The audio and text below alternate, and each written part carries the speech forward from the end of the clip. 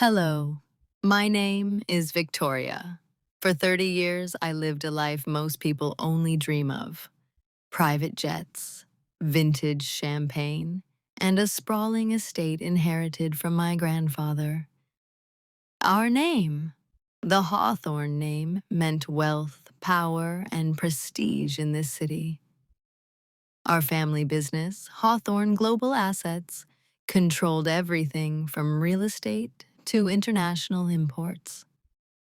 But behind the polished brass doors of our headquarters, our wealth was built on something rotten, something dangerous. And the day I tried to choose an honest life, my entire family, my mother and my father and my older brother, chose to sacrifice me. You need to hear this, because the true cost of luxury is often someone else's freedom. The problem wasn't the business. The problem was Daniel.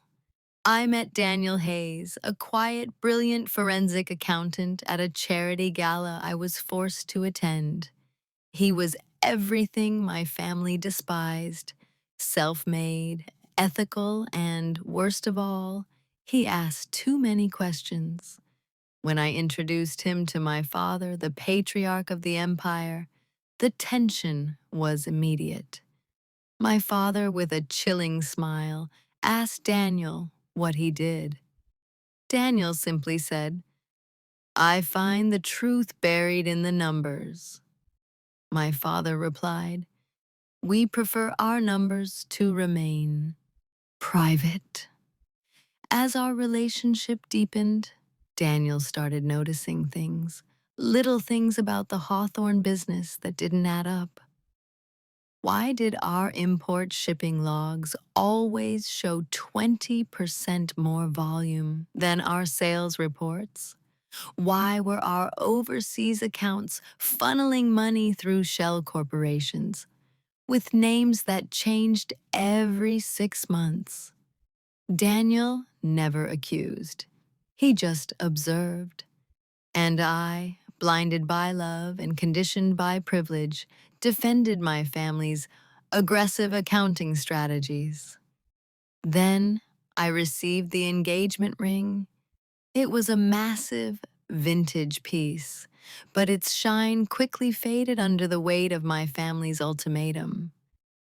My mother called me into the library. "Victoria," she began, cold and precise, "you are a Hawthorne. We have built this name for generations.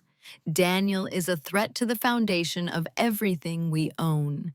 You have two choices: the Hawthorne name and the business, or Daniel Hayes." The unspoken threat was clear: leave him or lose everything, including their love. I chose Daniel, but before I could tell my family my decision, the true betrayal unfolded. Daniel, who had been quietly compiling evidence for his own firm, finally showed me the full scope of the Hawthorne operation. It wasn't just aggressive accounting. It was massive tax evasion, money laundering, and illicit arms dealing hidden within our import-export sector. The shipping logs weren't mismatched. They were hiding illegal cargo. My family wasn't just wealthy, they were criminals. The day I told my family I was marrying Daniel and leaving the business, the plan to silence me was already in motion. My father screamed. My brother, Richard, stood silently by. Later that night, as I packed my bags, I received a text from an unknown number. A photo of Daniel, blurred but recognizable, walking into a secure federal building. "He's cooperating," the text read. "You're next." My family hadn't just rejected my choice. They had been feeding Daniel falsified information, manipulating his investigation, and building a case not against themselves, but against me. They made me the scapegoat. The day Daniel went to the feds, he unknowingly presented a mountain of paperwork that squarely placed all the illegal financial decisions, the signing of offshore contracts, the authorization of payments, on my desk. They used my own digital signature, forged my initials, and built a watertight case that I was the mastermind of the entire criminal operation. I was arrested 2 days before my wedding. The charges were staggering. My family issued a press release within hours, expressing their deep sorrow and shock over their daughter's lone betrayal of the family trust. They had sacrificed me to save their empire. Sitting in a sterile interrogation room, I was numb. Daniel was devastated.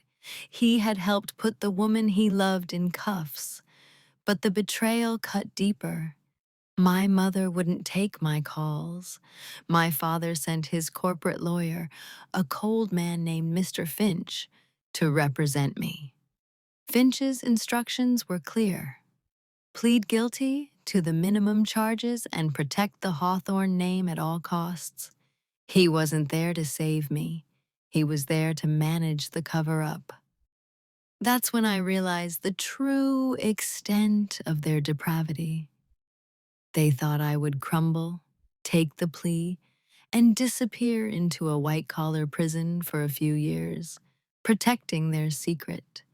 But they forgot that I was a Hawthorne too. I knew the business intimately. I knew where the real ledgers were hidden, the ones that implicated my father and brother in everything. The next day, I made my second choice. I fired Mr. Finch. I requested a new lawyer, one recommended by Daniel, and I instructed him to do the unthinkable. I chose to cooperate with the FBI. I gave them the hidden server codes, the keys to the lockbox in the Cayman Islands, and the names of the overseas contacts. I presented undeniable evidence that my father and brother were the architects, and I was merely the fall guy. The immediate fallout was chaos. My father and brother were arrested on RICO charges during a live television interview. My mother faced questioning. The Hawthorne empire built on corruption began to crumble. The price for my freedom was testifying against the people who raised me. The price for my family's business was their own freedom. I didn't walk away clean. I served 18 months in a federal minimum security prison for my minor, coerced role in the scheme. But when I walked out, Daniel was waiting for me. And more importantly, I walked out with my integrity intact. My family chose a dirty business over me. I chose my conscience over them. I lost my name, I lost my inheritance, and I lost my freedom for a short time. But I exposed the truth.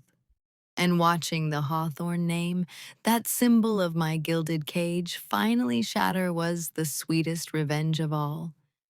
My freedom was paid for not with money, but with the painful, necessary sacrifice of the only family I had ever known. If you liked the video, please subscribe to the channel, like, and share with your friends.